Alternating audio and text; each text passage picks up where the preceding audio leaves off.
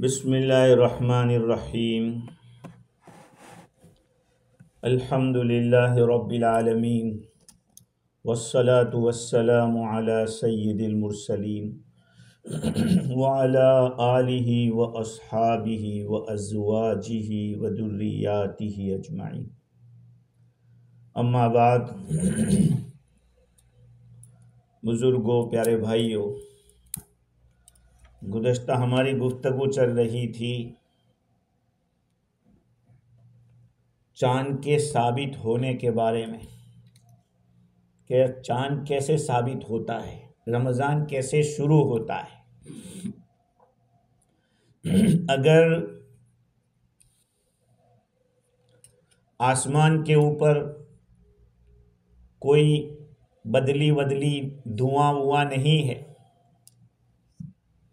तो रमज़ान का चाँद यानी साफ सुथरा है, आसमान साफ सुथरा है, तो एक बड़ी जमात की गवाही कबूल होगी, जिनके खबर देने से ऐसा हो कि भाई हाँ, ये इतने लोग तो झूठ नहीं बोल सकते। ये तो नहीं हो सकता कि इन लोगों ने कुछ प्लान बना लिया हो। जब चांद का जो निकलने की जगह बिल्कुल साफ सुथरी हो, और अगर वहाँ पे अबर है, बदली है, नहीं दिख सकता, तो एक आदमी जो आदिल हो, आदिल का मतलब ये कि बड़े बड़े गुनाह से बचता हो और छोटे गुनाहों पर पाबंदी ना करता हो, तो एक आदमी की गवाही चलेगी। जबकि क्लाउडी हो तो एक आदमी की गवाही से भी चल जाता। हाँ, ज़्यादा 50 भी हो नहीं, ये कि 10 आदमी तो हो सकते कि मिलके कुछ प्लान बना लिया हो। एक आदमी ने इसीलिए कहा ना, शर्त लगाई कि आदिल होना चाहिए, बड़े गुनाह से तो दूर ही रहता हो, छोटे गुनाह को पाबंदी से ना करता हो। समझ रहे? हाँ, अच्छा, वो भी काजी को इत्मीनान होना चाहिए कि हाँ भाई, ये बात अच्छा आदमी है, सही आदमी, ये झूठ नहीं बोल सकता। क्यों? और अगर मतला साफ है तो ऐसी बड़ी जमात होना चाहिए कि जिनके खबर देने से लोगों को इत्मीनान हो कि इतने लोग तो झूठ नहीं बोल सकते यार, सही बात है। लेकिन अगर एक आदमी है, वो आदिल है, उसने चांद देखा अकेले ने, उसी रात उसको गवाही देना जरूरी है। बाद में कहे तो नहीं चलेगा कि मैंने देखा था। अब वो जो गवाही देने वाला है, आदिल आदमी, चाहे मर्द हो, औरत हो, गुलाम हो, आज़ाद हो, उस पर गवाही देना फ़र्ज है, फ़र्ज ऐन है। इसलिए कि रोज़ा फ़र्ज ऐन है, उसका सबूत इस पर मौकूफ़ है। अच्छा, अगर फासिक आदमी है, उसके धंधे अच्छे नहीं हैं, उसने चांद देखा, तो अगर वो गवाही दे तो कभी हो सकता है कि काजी कबूल कर ले, लेकिन काजी ने उसको रद्द कर दिया कि नहीं, उस पर रोजा रखना वाजिब है। उस पर रोजा रख, इसलिए कि उसने तो देखा है, लेकिन उसके आदिल न होने की वजह से उसकी रिजेक्ट कर दी गई, तो उसको तो अपने देखने पर तो भरोसा है, भाई तू रख।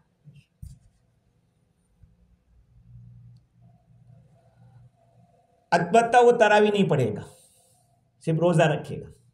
वो अकेला आदमी तरावी नहीं पढ़ेगा। अच्छा, अगर ईद का चांद है, ईद का चांद, और आसमान साफ सुथरा नहीं है, तो एक आदमी की गवाही का एतबार नहीं है, चाहे वो कितना बड़ा क्यों, नेक आदमी क्यों ना हो, क्योंकि ये तो एक दिन लेट भी कर सकते। एक दिन रमज़ान ईद है, वो एक दिन लेट भी हो सकती है। कुछ हालात ऐसे आ जाए कि नमाज नहीं पढ़ सकते या कुछ प्रॉब्लम हो गया, तो ठीक है, दूसरे दिन पढ़ लें। 30 कर लो, 30 कर लो, पूरा 30 कर लो। नहीं 30 ना करे, चांद देख लिया है लेकिन कर्फ्यू, देख लिया है लेकिन कर्फ्यू है, नहीं निकल सकते, तो कहा कि ठीक है, दूसरे दिन पढ़ लेना। समझ रहे? अच्छा, दूसरी बात यह है कि उसको अशहदु भी कहना पड़ेगा, हाँ, अगर मतला साफ नहीं है तो 2 आदमी की गवाही जरूरी है ईद के लिए, एक आदमी की नहीं चलेगी, या एक मर्द और 2 औरतें। अगर एक आदमी ने ईद का चांद देखा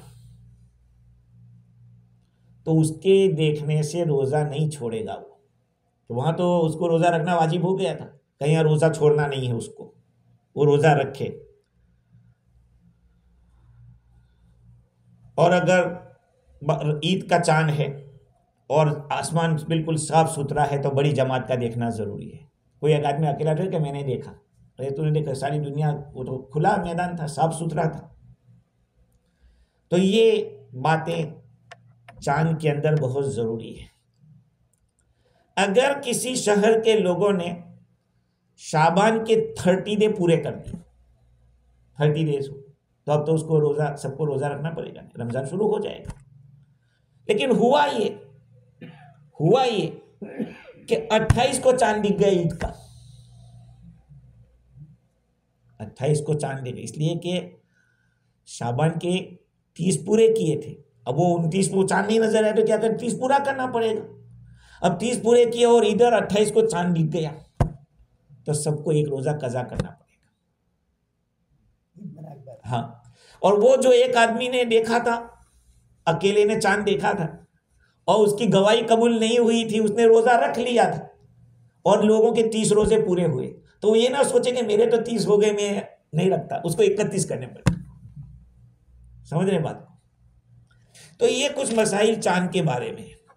अभी रोजे की सुन्नतें तो माशाल्लाह लिखी हुई मिल जाती है, लेकिन उसको इशारा कर देता हूँ धीरे धीरे। सहरी खाना सुन्नत है, लेट सहरी खाना, रात ही से रोजे की नीयत कर लो, ये भी सुन्नत है। जबान से नीयत करना फर्ज वाजिब तो नहीं है, लेकिन अच्छा है कर लो। अरबी में भी ज़रूरी नहीं है, लिखिए अरबी में तो बोल लो ठीक है अच्छा है, लेकिन जबान से तो मेरा कल रोज़ा है, बस इतना कह दिया काफ़ी है कल।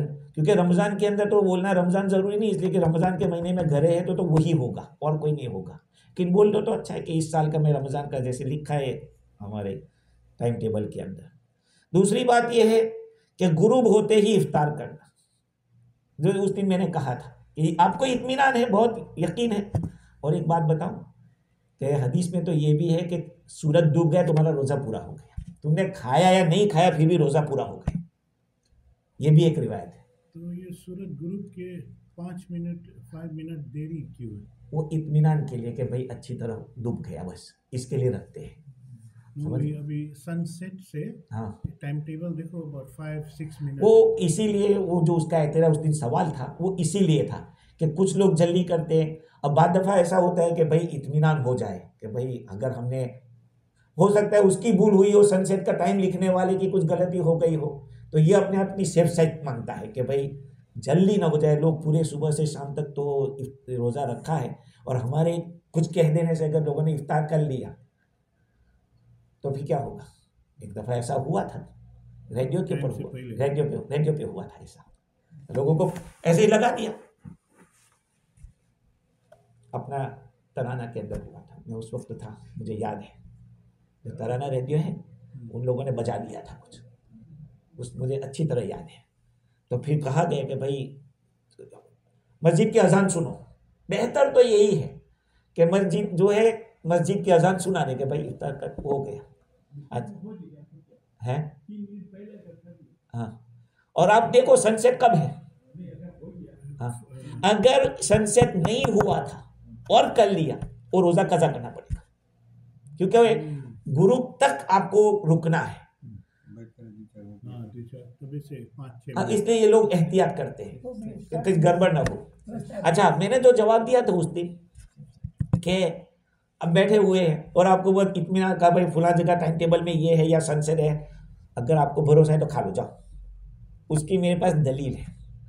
हज्जाज बिन यूसुफ एक जालिम था, ज़माने का बहुत बड़ा जालिम आदमी था, गवर्नर था जालिम, लेकिन उसने एक काम ऐसा किया है कि कुरान में जो डॉट लिखी है ना, डॉट वो उसने लिखवाए थे। वो अरबी का बड़ा माहिर था। जब वो गवर्नर बन के आया, उसने जुमा के खुतबे का कहा कि शद्द दो, दरवाज़ा बंद कर दो, कोई निकल ना पाए। और जब खुतबा शुरू किया, इतना लंबा खुतबा दिया, तो बाद सहाबा ने देखा कि यार ये तो असर का टाइम होने आया, तो वहीं पे नमाज पढ़ ली उन्होंने अपनी, तो भाई जोर पढ़ लो। ये तो कज़ा कर देगा। इससे मालूम हुआ कि जब इफ्तार के अंदर भी आपको ऐसा लग रहा है तो फिर खामों का फितना करना और ये करना, इससे बेहतर है कि भाई तू इफ्तार कर ले। समझ रहे? क्योंकि वहाँ भी साहबा ने नमाज पढ़ ली थी, ये नहीं इंतज़ार किया कि जुमा, क्योंकि ये तो खिंचता चला जाएगा। खैर, एक और मसला है हाँ नीयत का, कि नीयत ज़बान से करना ज़रूरी तो नहीं है। बहुत सारे लोग आपको कहते हैं नीयत तो दिल का, भाई बराबर है, लेकिन दिल को भी इत्मीनान कब होता है? जब ज़बान से बोलते हैं मैं मगरिब की पढ़ता हूँ, आप बोलोगे तो इत्मीनान होगा क्या मैंने मगरिब ही की पढ़ी है, तो बोलना सुन्नत है। दूसरी बात के खजूर से इफ्तार करना, और वो भी वो 1, 3, 5 जिस तरह से हो, इफ्तार की दुआ पढ़ना, और इफ्तार के बाद की दुआ पढ़ना भी सुन्नत। हम कोशिश करेंगे इस साल अगर पढ़ा सके तो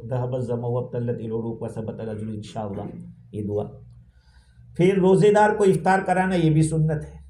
अपने रोज़ों की हिफाजत करना, अपनी आँखों की, कान की, ज़बान की, हाथ की, पाँव की, झूठ बोलने से, ग़ीबत से, किसी को इशारा करने से, या किसी का लगाई बुझाई करने से, झूठी गवाही से, शहवत की नज़र से देखने से, जुल्म से, रियाकारी, ये सारी बुराइयों से बचना। मिसवाक करना सुन्नत है। शवाफी कोई हो, शाफी मसलक को, उनके नज़दीक मिसवाक करना मकरूह है रोज़े की हालत में। हनफियों के नज़दीक सुन्नत है, और हुजूर अकरम सल्लल्लाहु अलैहि वसल्लम का मिसवाक करना साबित है। असल में मकरूह क्या होगी, मैं आपको इख्तिलाफ बतला दूँ। असल में जो रोज़ेदार की मुँह की बू होती है ना, वो अल्लाह ताला के नज़दीक मुश्क से भी ज़्यादा कीमती है। और वो लोग ये कहते हैं कि अगर मिसवाक करने जाएंगे तो वो बू निकल जाएगी, तो हनफी कहता है कि भाई वो दांत में नहीं होती, वो पेट से निकलती है। जो बू आती है वो पेट से आती है।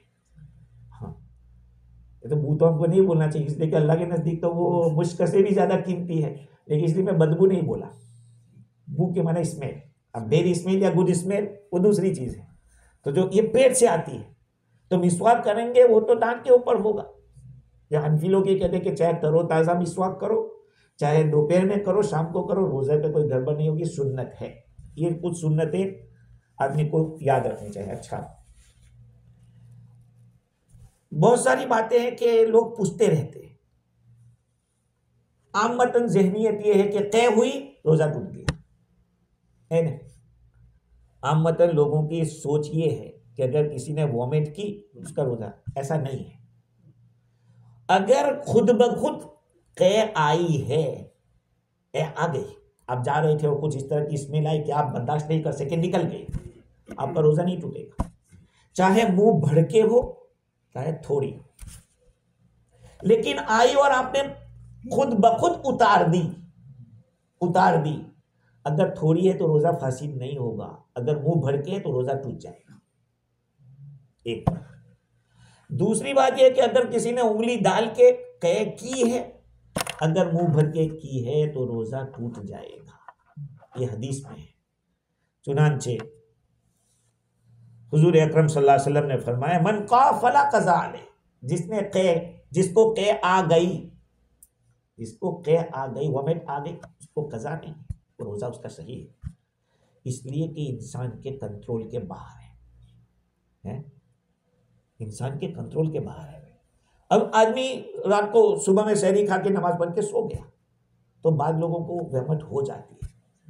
मेरा एक रमज़ान पूरा इस तरह का हुआ कि यहाँ लीवर के ऊपर थोड़ा सूजन आ गई, तो पूरा रमज़ान यही सुबह में सहरी खाओ फिर वॉमिट हो जाए, तो हो जाने से रोज़ा अगर टूट जाए तो बड़ी परेशानी होगी। और नबी अकरम सल्लल्लाहु अलैहि वसल्लम ने फरमाया कि मनिस्तक़ा, जिस आदमी ने खुद ब खुद तय की है, अलैहिल क़ज़ा, उस पर क़ज़ा ज़रूरी है। और एक और हदीस है, हुजूर अकरम सल्लल्लाहु अलैहि वसल्लम ने फरमाया कि 3 चीज़ें ऐसी हैं जिससे रोज़ा नहीं टूटता है। नंबर 1 तय, दूसरा हिजामा जानते हो, कोई कपिंग कराते हो, उससे भी रोज़ा नहीं टूटता है। और तीसरा है अल एहतिलाम, विद्री, उससे भी रोज़ा नहीं टूटता है। ये बात याद रखे आदमी, क्योंकि उसमें इंसान का दखल नहीं होता है, वो तो सो गया, उसको क्या पता है कि वो किस दुनिया में जा रहा है, किस वादी में भटक रहा है, उसको तो पता नहीं है। इसलिए उससे रोज़ा नहीं टूटेगा। बहुत सारे लोग बेचारे ये सोचते हैं कि वोमिट हो जाने से वो रोज़ा टूट जाता है। कहा यार वोमिट, अरे भाई तूने की नहीं है तो फिर क्यों खामोखा रोज़ा खराब कर रहा है। ये बात हम लोगों को समझानी चाहिए लोगों को। इसी तरह से सुरमा लगाने से रोज़ा नहीं टूटेगा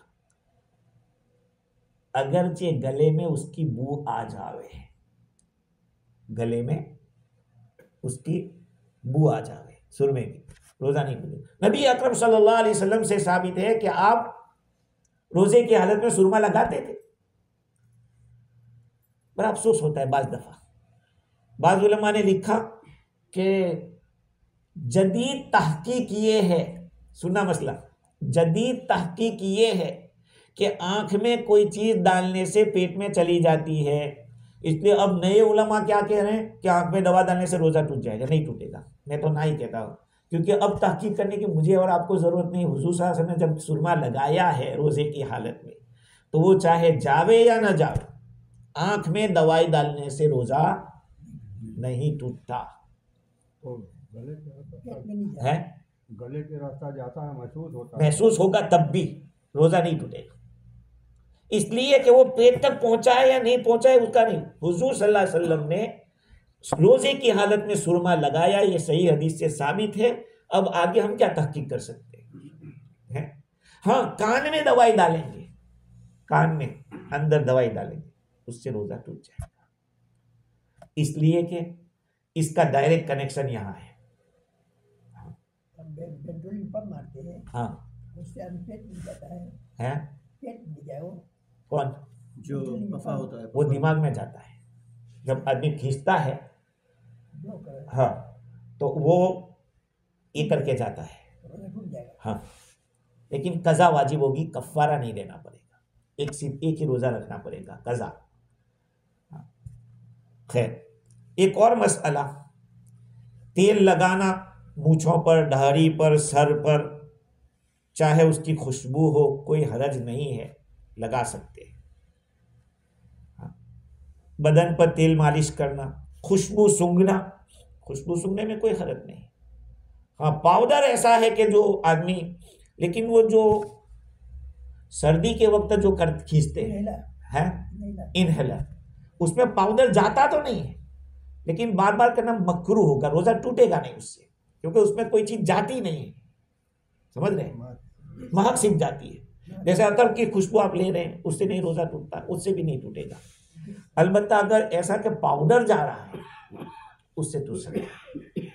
एक आदमी थूक को मुंह में जमा करके उतार रहा है, ये करने से रोजा तो नहीं टूटेगा, लेकिन मकरूह है इस तरह से करना। और एक और मसला, कुल्ली करने के बाद, जो कुल्ली की आपने, उसके बाद मुंह थोड़ा वेट हो जाता है, तर हो जाता है, तो अगर वो पेट में जाएगा तो उससे रोजा नहीं टूटेगा। लेकिन अच्छा, एक और बात, बार बार कुल्ली करना ये भी बुरा नहीं, क्योंकि जब मुंह सूखता है, लेकिन इस तरह से कुल्ली करना कि आदमी गरगरा करने लगे, कहा कि नहीं, रोजा टूट सकता है गरगरा करने से। आदमी पर गुस्ल फर्ज हुआ है, तब भी कहा कि इतना गरगरा ना करे कि पानी चला जाए, फिर रोजा टूट जाएगा। इसी तरह से किसी के हलक के अंदर गुबार है, या जो छानते हैं आटा ये है,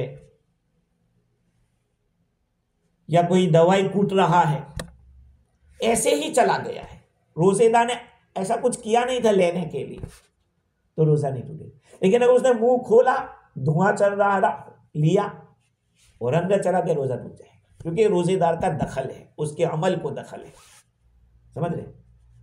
बस कभी यहाँ तो नहीं, हमारे इंडिया में क्या होता है, जो चक्की होती है बहुत बड़ी, तो गांव के लोगों का वहाँ पे अनाज पीसा जाता है और वहाँ उड़ता भी है, तो अगर वो नाक के जरिए या मुंह के जरिए उतर गया, उसका खुद का दखल नहीं था, तो उससे रोजा नहीं टूटेगा। तो कोई ऐसे जैसे तम्बाकू पी रहा है, उसके बगल में खड़ा है, हाँ, लेना मकरूह है उसको, वो स्मेल कर लिया, हाँ, तो कोई हरज नहीं। लेकिन अगर आदमी ने वो धुआं कैसे दोबारा उड़ा रहा था, जान कैसे करा, उसने ले लिया और फिर उतार दिया, रोजा टूट जाएगा। अच्छा, चखने का मसला, ये भी एक बहुत अहम मसला है। चखने से, चबाने से रोजा फासिद नहीं होता है, याद रखना। चखने से, चबाने। अब बच्चा छोटा सा है, वो खाना ही चबाए बगैर नहीं खाता, तो अगर माँ उसको चबा कर दे दे लेकिन उसका जायका पेट में न उतरे, रोजा नहीं टूटेगा। और शौहर बिल्कुल कड़ियल दिमाग का है कि जरा नमक इधर उधर हुआ तो फिर मुसीबत खड़ी कर देगा, तो ऐसी औरत के लिए चखने में भी कोई हरज नहीं है। उसको खाना चख रहे पकाते हो कोई हरज नहीं, लेकिन यह है कि अक्सर लोग पकाने वाले क्या है, ऐसा करके थूक डालते हैं, वो अंदर नहीं जाने देते, तो इससे रोज़ा टूटेगा नहीं। अगर वो चखा और जाने दिया अंदर तो फिर रोज़ा टूट सकता है। बाहर से आपने तिल का दाना लिया और चबाया और जाने दिया, रोज़ा टूटे। लेकिन मुंह के अंदर कोई चीज़ थी फंसी हुई और ऐसे दांत से वो निकल के चली, उसे रोज़ा नहीं टूटेगा। मुसल्ली खरूस हो तब हम टेस्ट कर सकते हैं। मैं वही तो हो सकता है उसमें, लेकिन वही टेस्ट करके ठूक दिया जाए। एक और मसला, कान में तेल डालना। गुस्ल कर रहे थे, गुस्ल करते करते पानी कान में चला गया, रोजा नहीं टूटेगा। लेकिन आपने तेल डाला है, रोजा टूट जाएगा। तेल डालने से रोजा टूटता है। रोजे में भूल कर खा लिया, मैंने पहले भी आपको बताया था कि एक है खता, एक है निस्यान। दोनों का मना तर्जमा तो भूल ही करेंगे, खता और निस्यान दोनों में फर्क है। निस्यान का मतलब यह है कि दिमाग में होता ही नहीं, आपके दिमाग में रोजा है ही नहीं कि मेरा रोजा है, चाहे आप 2 सेर खाना खा लो या जूस का बोतल पी लो, कोई हरज नहीं, आपका रोजा सही है। ऐसा हमें इंडिया में होता था कि गर्मी में ऐसा रखा है मंडे थर्सडे का, और क्लास में पढ़ाने गए, बच्चे को पता नहीं था और पानी रख दिया और पी लिया, उस्ताद ने याद ही नहीं कि मेरा रोजा है, तो रोजा शुमार होगा। और एक ये तो क्या है, निस्यान है, निस्यान रोजा याद ही नहीं है। एक आदमी है वुजू कर रहा था और उसको रोजा याद है, लेकिन उसने ऐसी बड़ी कुल्ली ली और मुंह में डाला कि सीधा उतर गया, रोजा टूट जाएगा, क्योंकि ये गलती हुई है उसने। अगर वो नाक से रास्ता चला है तब भी रोजा टूटेगा। कभी कभी धोते हैं, हाँ, नाक के रास्ता चला, अगर एहसास हो जावे, नाक साफ करते करते अगर हो गए तो कोई हरज नहीं है, लेकिन इतना उसमें मुबालगा न किया जाए, इतना ज्यादा नाक में न डाला जाए कि इतना जोर से और ज्यादा न डाला जाए कि उतर जाए, समझ रहे। अगर ऐसे ही मतलब कि तो थोड़ा डाला था और उतर गया और आपको उसका एहसास हो रहा है कि हाँ जा रहा है, तब तो फिर आपको नमाज उसको कज़ा करना चाहिए, क्योंकि नाक के जरिए दवाई लगा डालने से वो दिमाग तक पहुंचता है। देखो 2 चीजें, दिमाग तक पहुंचना, पेट तक पहुंचना, इन दोनों से रोजा टूट जाता है। पेट तक, दिमाग तक, नाक से दिमाग तक जाता है, हाँ, और कान से पेट तक जाता है। लेकिन इंजेक्शन इंसुलिन कोई हरज नहीं, वो सिर्फ रगों में रहता है। इंजेक्शन जो होता है वो रगों में रहता है। अरे इवन अगर पानी का बोतल चढ़ा है, पानी का बोतल चढ़ा है, वो कहाँ जाता है, वो पेट में नहीं जाता, वे उससे भी रोजा नहीं टूटेगा, समझ रहे हैं। हाँ, उससे भी रोजा नहीं टूटेगा। देखो एक बात बताओ, कोई भी आदमी कैसा बीमार क्यों ना हो, इस्लाम में बहुत कुछ गुंजाइश है, तो आदमी को उस गुंजाइश को इस्तेमाल करना चाहिए। हाँ, शुगर वाला है, इंश्योरेंस लगा, उसी का रोजा टूटता है। मैं मुंबई में था, तो जहाँ काम करता था उसका जो बॉस था, तो मुझे सुबह में पूछता है एक दिन कि मुफ्ती साहब कैसा इंजेक्शन लगाने से रोजा टूटा? मैंने कहा नहीं टूटा। मुझे कहता कि नहीं यार टूट जाता। मैंने कहा आप मुफ्ती हो या मैं हूँ, पहले बताइए, आप हो या मैं हूँ? तो कहा नहीं टूट जाना चाहिए। 2 दिन के बाद उनको इंजेक्शन लगाने की जरूरत पेश आई, और वो भी दिन के वक्त। अब मुझे मैं तो ना ही कहता हूँ कि इंजेक्शन से रोजा नहीं टूटता है, लेकिन आप मानते तो वैसे ही रखो, फिर अब क्या करेगा, मानना पड़ा फिर। भाई देखो शरीयत ने जो कानून बताया, देखो एक उसूल बताया, अल फित्रू मिनल दुखुल वल वुजू मिनल खुरुज, ये हदीस है। अल फित्रू मिनल दुखुल वल वुजू मिनल खुरुज, इफ्तार यानी रोजा टूट जाएगा अंदर डालने से, और वुजू टूट जाएगा अंदर से कुछ निकलने से। कितना इजी वे बतला दिया। इफ्तार यानी रोजा टूट जाएगा कुछ डालने से, और वुजू टूट जाएगा, रोजा टूटेगा अंदर डालने से, वुजू टूटेगा कुछ निकलने से। अब नजासत निकली है, कै की शक्ल में निकली है, तो उससे वो जो मुंह भर के आदमी निकालता है उसमें क्यों रोजा टूट जाता है? असल में एक तो हदीस है, हुजूर सल्लल्लाहु अलैहि वसल्लम का इरशाद है, और दूसरी बात यह है कि आदमी कमजोर हो जाता है, बहुत ज्यादा वॉमिट करेगा तो आदमी कमजोर हो जाएगा, यहां तक कि कभी कभी नुकसान भी हो सकता है। इसका जरिया आप बने, आपने वॉमिट की, खुद बखुद की, इसका खमियाजा भुगतो। रोजे की हालत में नहीं करना चाहिए था लेकिन कर दिया ऐसा, तो उसको कजा करना पड़ेगा। खैर, एक आदमी सो गया था और सहरी में नहीं उठा, सहरी में उठा नहीं है, सहरी से पहले उसने सोहबत कर ली थी, उस पर गुस्ले जनाबत वाजिब है, और सुबह शादी हो गया, रोजा उसका मोतबर है। ये ना समझे कि नियत के वक्त में पाक नहीं था, ऐसा नहीं है, समझ रहे बात को? हाँ, तो सुबह अगर किसी ने जनाबत की हालत में की और रोजे की नियत नहीं कर सका था, या ये कि सहरी नहीं खाया था, वो नियत कर सकता है जब तक उसने कुछ खाया पिया ना हो, और ये जो कुछ काम हुआ है वो सहरी वो सुबह शादी के पहले हो चुका हो। अगर सुबह शादी के बाद अगर हुआ है तब तो रोजा ही नहीं होगा। अच्छा, एक और मसला, रोजा तोड़ने की नीयत सिर्फ की है कि मैं आज रोजा तोड़ देता हूं, उससे रोजा नहीं टूटेगा जब तक कि आदमी अमल न करे, जब तक कोई ऐसा काम ना कर ले वहां तक रोजा नहीं टूटेगा। और एक बात, किसी आदमी ने किसी औरत को देखा, घूरते रहा, यहां तक कि उसको एहतिलाम हो गया, आदमी फारिग हो गया। इमाम मालिक रहमतुल्लाह अलैह फरमाते कि उसको कज़ा करना पड़ेगा, लेकिन हनफिया कहते हैं कि नहीं, उसका रोजा नहीं टूटा है, क्योंकि यहां कोई इस तरह की बात पेश नहीं आई, देखने से तो कोई कमजोरी थी उसकी, तो कमजोरी में हो गया, लेकिन इससे उसका रोजा नहीं टूटेगा। ये कुछ मसाइल है। अच्छा, अब और मसाइल जिससे आदमी रोजा को यानी स्ट्रिप कर सकता है कि आज नहीं रखना है मुझको, वो कुछ ऐसे कुछ आजार है, कुछ कॉज है, कुछ बीमारियां हैं, कुछ तकलीफें हैं कि आदमी उन तकलीफों में रोजा छोड़ सकता है, बाद में उसकी कज़ा करे। मिसाल के तौर पर आदमी इतना बीमार है कि रोजा नहीं रख सकता, तो कोई बात नहीं, अभी ना रखे, बाद में फमन कान मिनकुम मरीदन औ अला सफर फइद्दतुम मिन अय्यामिन उखर, जो कोई बीमार हो या सफर में हो तो दूसरे दिनों में रखे। शरई सफर हो, सिर्फ 20 किलोमीटर या 40 किलोमीटर हो, ऐसा नहीं, 77 किलोमीटर प्लस हो। लेकिन आज के ज़माने के अंदर तो सफ़र चाहे 1000 किलोमीटर का हो तो प्लेन में बैठे उधर उतरे। अब मिसाल के तौर पर फिजी जाना है तो 3 घंटे के अंदर कौन सी तकलीफ हो जाती है, तो रख लेना बेहतर है। अगर किसी ने सफ़र की वजह से नहीं रखा तो गुनाह नहीं होगा, उसको बाद में कज़ा करनी पड़ेगी। तीसरी चीज़ है, किसी ने ज़बरदस्ती गोली बंदूक दिखाई कि खाना खा ले, या कि रोज़ा रखेगा तो मार डालूंगा, तो मजबूरी की वजह से वो छोड़ सकता है।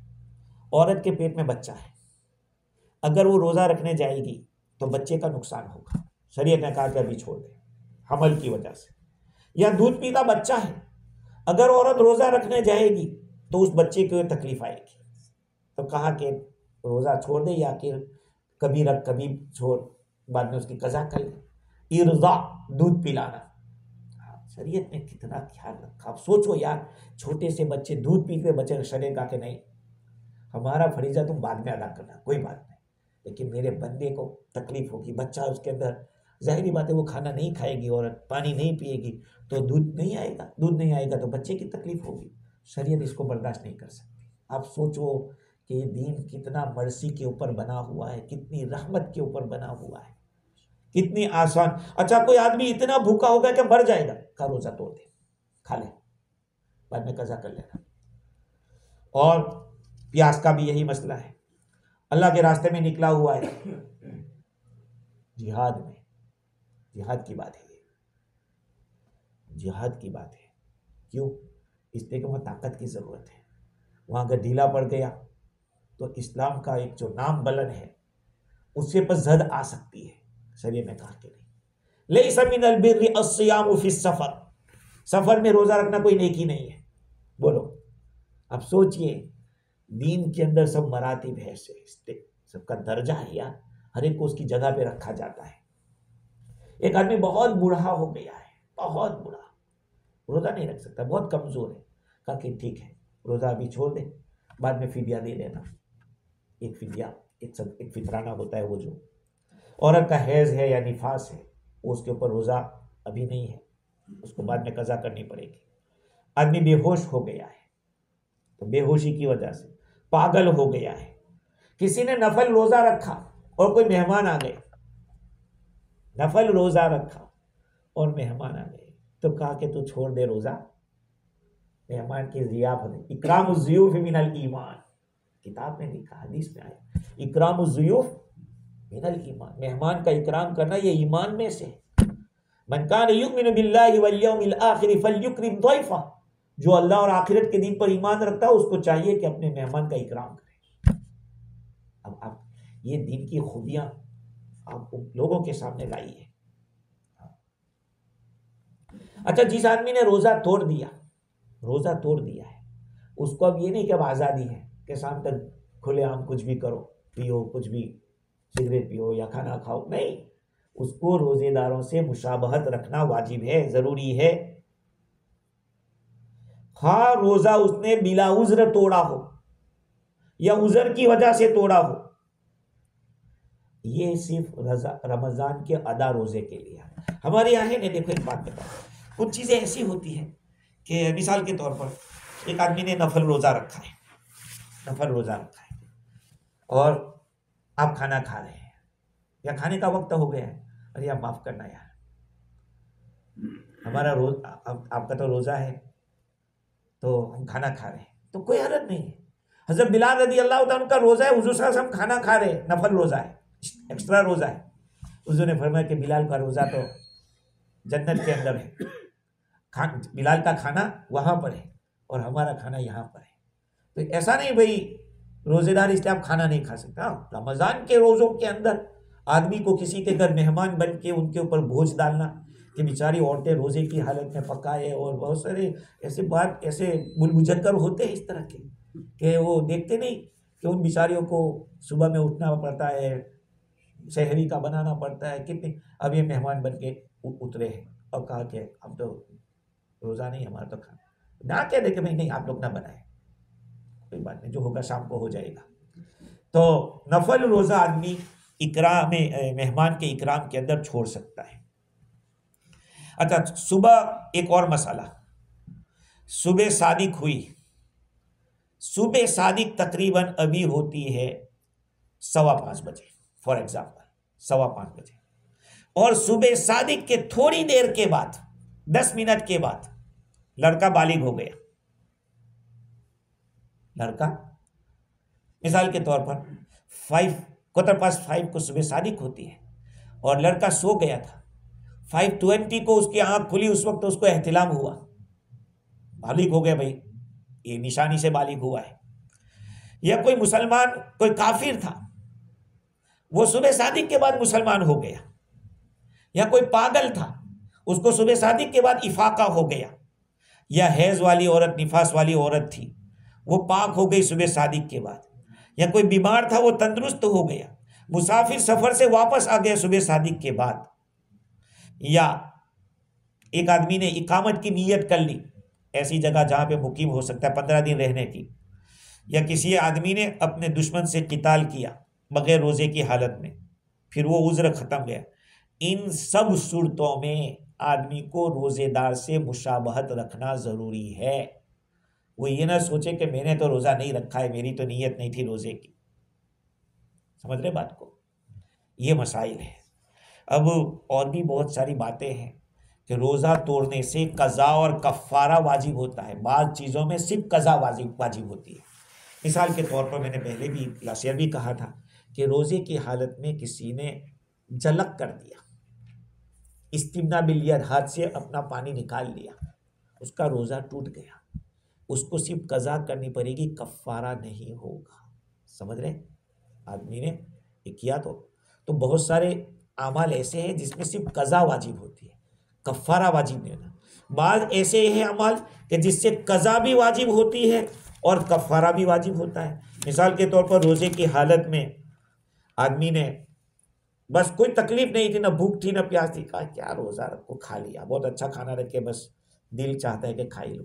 इसको कज़ा भी करनी पड़ेगी और कफ़ारा भी नहीं। एक रोज़ा कज़ा और 60 रोज़ा कंटिन्यू रोज़ा रखना पड़ेगा, 60 रोज़ा। और बीच में अगर फिर गड़बड़ करी फिर से रखो। ये रिवायत भी मैंने आपको सुनाई थी कि एक सहाबी ने रोज़े की हालत में दिन दहाड़े गड़बड़ कर दी, दिन दहाड़े गड़बड़ कर दी और हुजूर के पास गए कि हुजूर क्या करो, गड़बड़ हो गई, इस तरह बीवी के साथ सोबत कर ली। तो कहा, हुजूर ने फरमाया कि आपको 2 महीने के कंटिन्यू रोज़े रखा, अरे एक महीने में ये गड़बड़ हो गई, 2 महीने रखो का मेरा क्या होगा।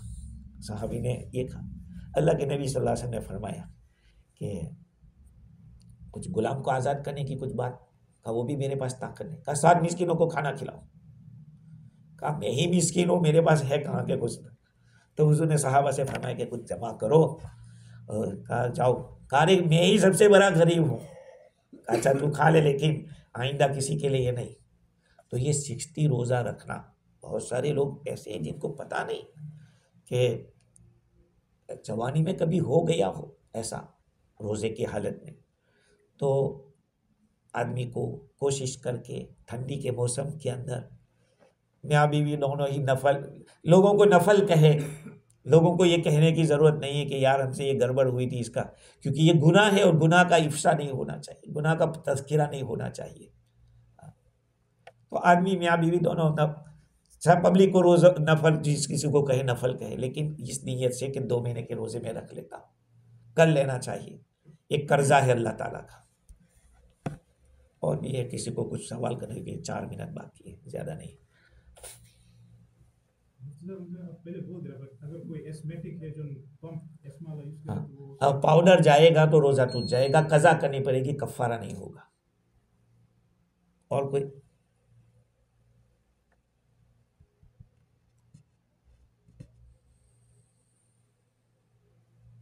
रोज़ा में कुत्ता ना तो सूंघ लिया है रोज़ा में कुत्ता सूंघ लिया रोज़े में कुत्ता आपको बदन को लग के भी चला जाए तो आपका कपड़ा नापाक नहीं होगा, और सूंघ लिया तब भी अगर उसकी राल लगी है तो इतना हिस्सा धो लिया जाए 3 मरतबा, रोज़े पे कोई फ़र्क नहीं पड़ेगा। रोज़ा तो खाने पीने बीवी से दूर रहने का नाम रोज़ा है, उससे कोई फ़र्क नहीं पड़ेगा।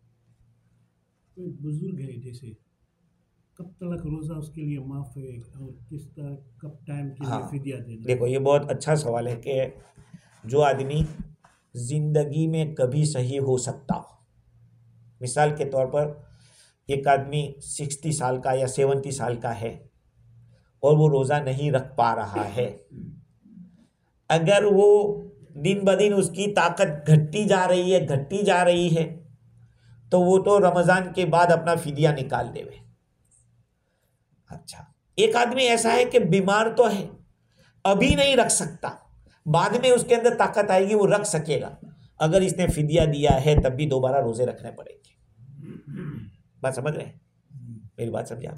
हाँ। और आपने जो शेख फ़ानी कहते हैं उसको, इतना बुढ़ा है कि दिन ब दिन उसके किलोमीटर ख़त्म होते जा रहे हैं, तो वो तो दे देगा उसको, क्योंकि बाद में भी उसकी ताकत नहीं रहेगी। बाद लोग ऐसे होते हैं कि गर्मी में नहीं रख सकते, सर्दी में रख सकते, तो कोई बात नहीं, गर्मी में ना रखे, सर्दी में रखना पड़ेगा।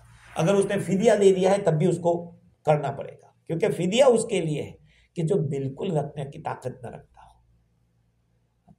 समझ गए? और कोई? मुफ्ती साहब पे चोट लग जाए, खून निकल जाए, हाँ, नहीं, उससे कोई फर्क, उससे वुजू टूटेगा, और वो भी इतना निकले कि जो बह सकता हो। मैंने कहा ना, ये उसूल याद रखो, अल-फित्रु मिम्मा दखला वल वुजू मिम्मा खरजा। रोज़ा टूटेगा किसी चीज़ को अंदर डालने से, और वुजू टूटेगा किसी चीज़ के निकलने से। और कोई?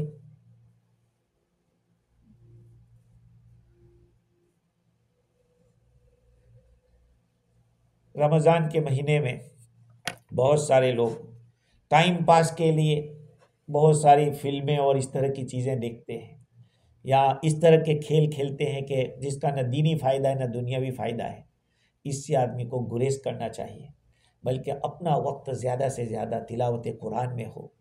एक ख़ास महीना कुरान का है, रोज़ा और कुरान, रोज़ा और कुरान। तो रोज़ा तो अल्हम्दुलिल्लाह रखते हैं, तो सिर्फ खाने पीने ही का रोज़ा ना हो, बल्कि रोज़ा आमाल का के। इसलिए रोज़ेदार 3 किस्म के होते हैं, एक अवाम का रोज़ा होता है, एक खवास का रोज़ा होता है, और एक अखस्सुल खवास का रोज़ा होता है। जो अवाम का रोज़ा है वो खाने पीने और जीमा से दूर रहने का। खवास का रोज़ा ये है कि इन तीनों चीज़ें से बचेगा, आँख के गुनाह, कान के गुनाह, पाँव के गुनाह, हाथ के गुनाह, सबसे उससे भी बचेगा। और अखस्सुल खवास यानी वेरी VIP जो कह रहे हैं लोग, उनका रोज़ा ये है कि वो दिल को शहवतों से भी पाक रखेगा और अपने ख्याल को भी अल्लाह के सिवा दूसरी चीज़ों को लाने से भी वो पाक रखेगा। ये अखस्सुल खवास का हम कम से कम दरमियान वाला रखें तो अच्छा है कि रोज़ा भी जानदार हो और शानदार हो। सुभान अल्लाह।